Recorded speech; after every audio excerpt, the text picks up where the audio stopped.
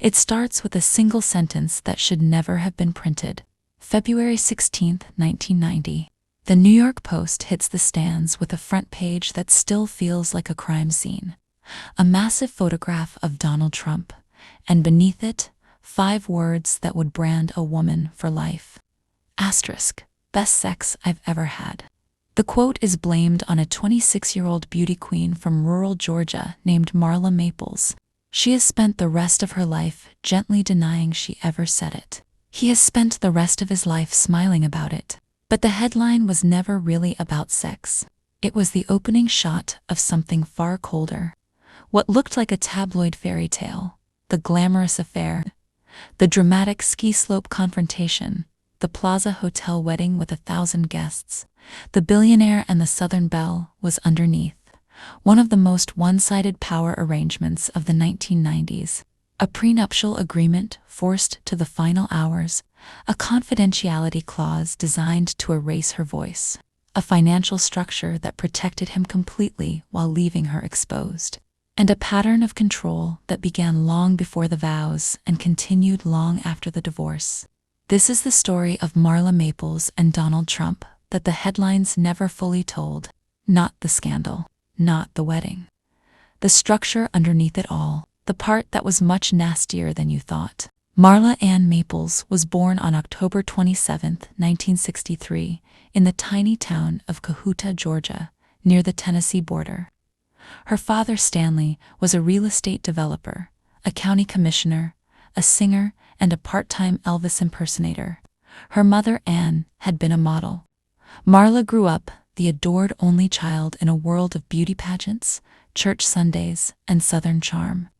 She was homecoming queen. She played basketball. She collected titles.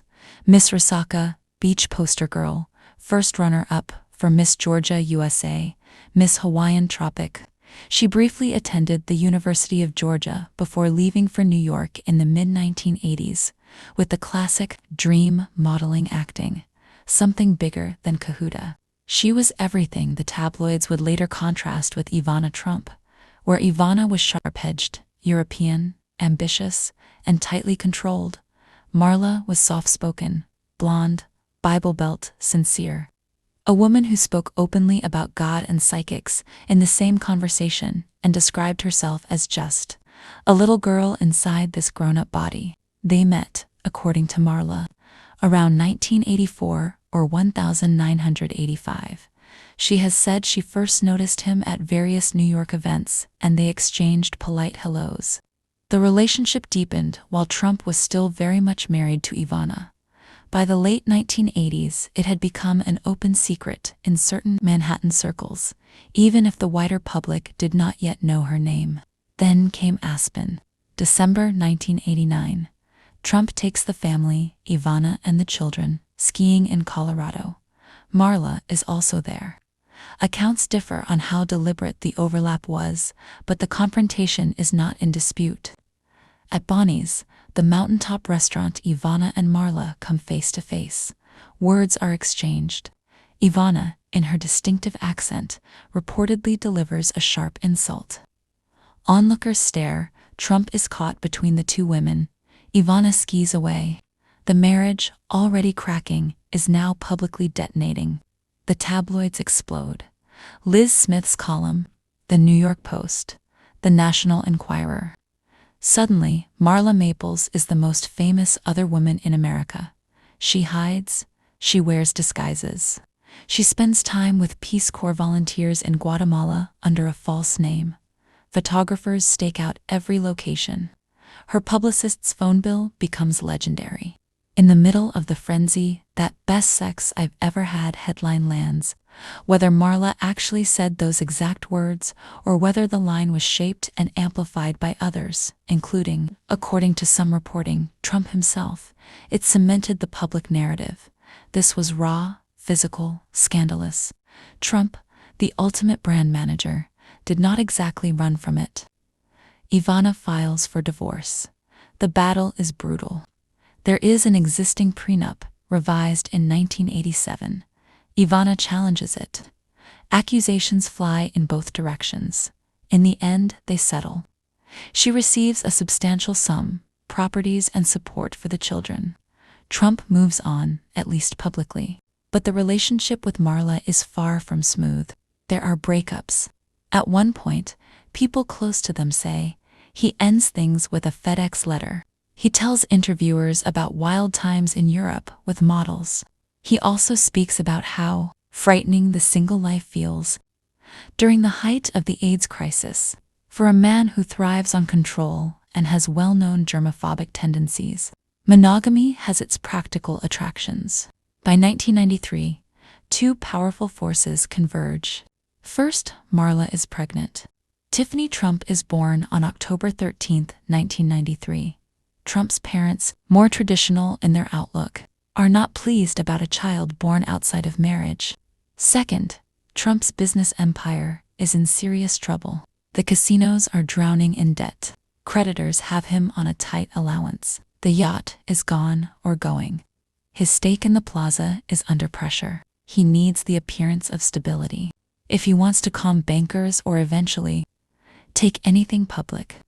A chaotic personal life is bad for the brand story. So he proposes. Marla has been ready. Contemporary sources say she sometimes traveled with a wedding dress, just in case.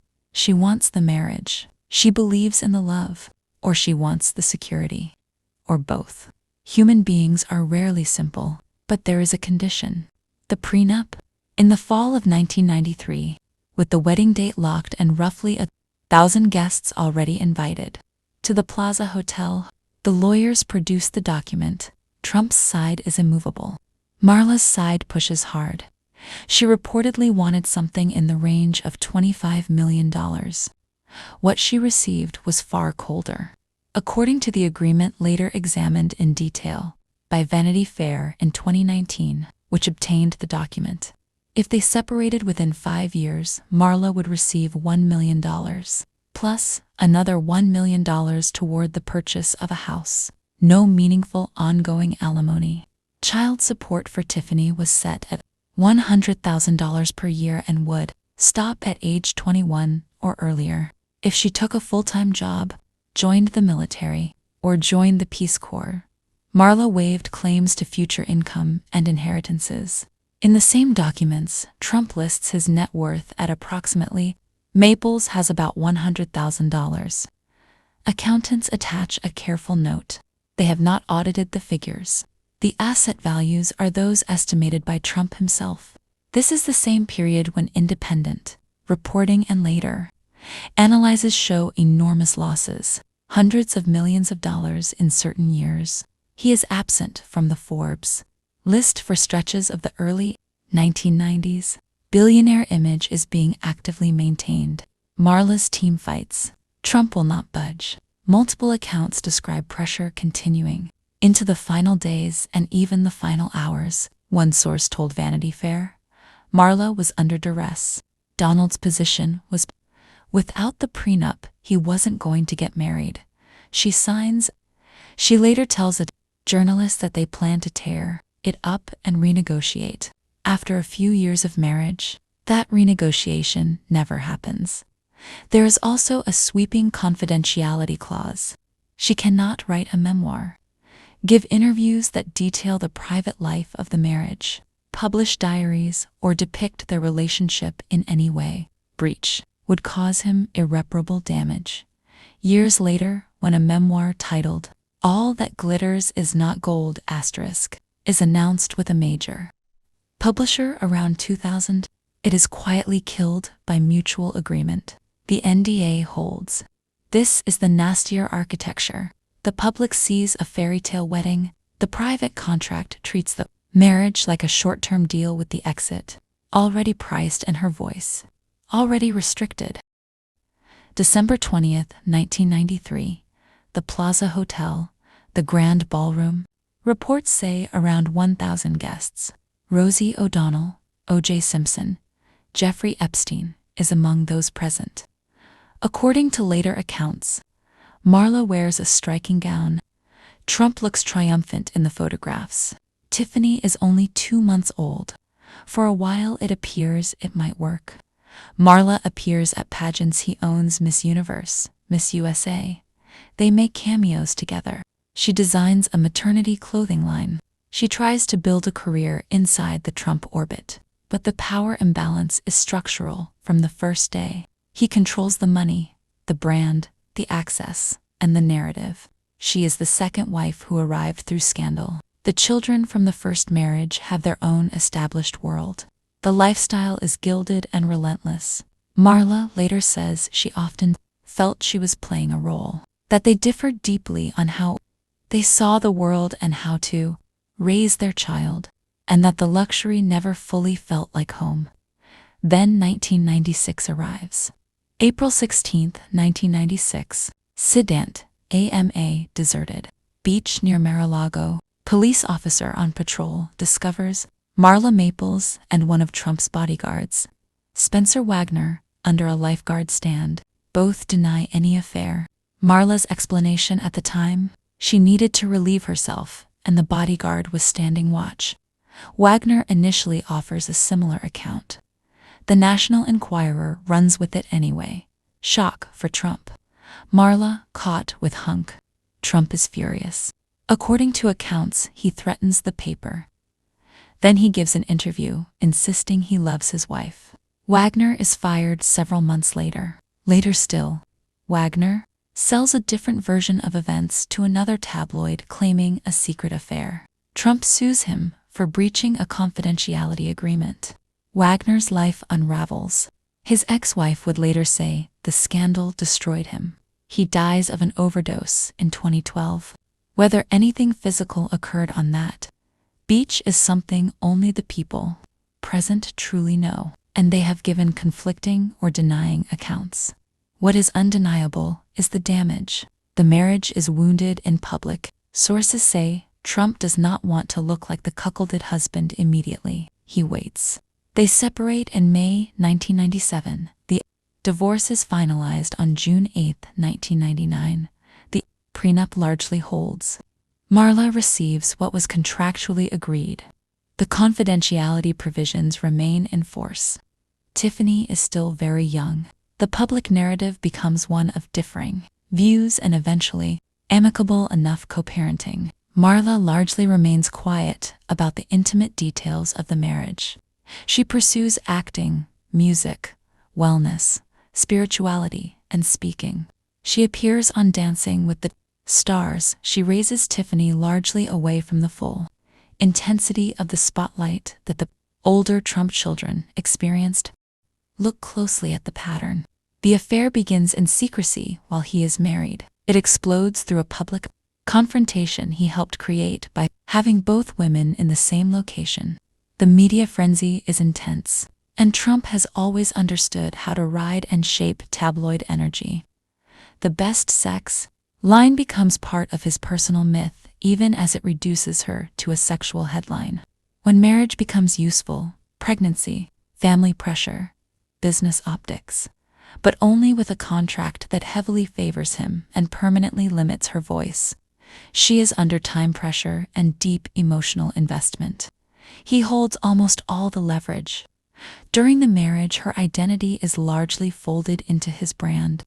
When a scandal emerges that threatens his image as the dominant partner, the response is control. Fire the employee, pressure the press, and delay the final exit until the timing suits him.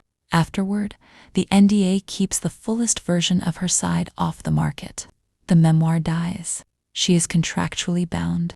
He remains free to tell his version across books, interviews, and eventually political life. This is not unique to them. Powerful men have structured marriages this way for generations. What makes this case instructive is how openly the machinery operated under the full glare of 1990s New York tabloid culture, and how completely the financial and silence terms protected one side. Vanity Fair's 1990 profile by Maureen Orth captured Marla in the early chaos, the southern sincerity, the talk of purpose and God, the discomfort with the body that everyone else sexualized, the publicist fighting a daily war, the sense that she was both thrilled and completely out of her depth. The 2019 Vanity Fair investigation into the prenup revealed the cold mathematics. Underneath the romance, Maggie Haberman's reporting in Confidence Man** and elsewhere has added further texture from inside the Trump world, how he delighted in certain headlines, how personal and business life constantly blurred, and how image was treated as everything. Marla has, in later interviews, spoken carefully and with restraint. She has said they realized they were not bringing out the best in each other. She has expressed hopes for forgiveness where the first marriage was concerned. She has built a life centered on her daughter, her faith, wellness, and creative work. She has never lit the full fuse the NDA was designed to prevent. Trump has referenced the marriage only in passing over the years, usually as a small chapter in his larger story of deals and comebacks. The nastier structural details, the pressure around the signing, the lopsided financial terms, the handling of the bodyguard incident, the killed memoir rarely appear in the official. There is one final layer. The wedding itself was pure theater. 1,000 guests at the Plaza Hotel, while the underlying business was fragile, and the personal contract was ironclad in his favor. Guests who would later become notorious in entirely different stories. A child already born, a woman who had waited, hidden, been dissected by the press, and then signed away large parts of her future, voice and financial claim in order to make the marriage official. And the ending was not a dramatic courtroom war like the first divorce. It was quieter, constrained by the very document signed under pressure at the beginning. Separation in 1997. Final divorce in 1999. She moves forward under the terms. He moves forward to the next chapter. People will always debate how much was genuine love, how much was ambition, how much was timing and calculation on either side. Marla was never a purely passive figure. She pursued a public life, made her own choices, benefited from the access and the spotlight in certain seasons, and later carved out real independence. Trump operated exactly as he always has. Maximize leverage, protect the downside, control the story.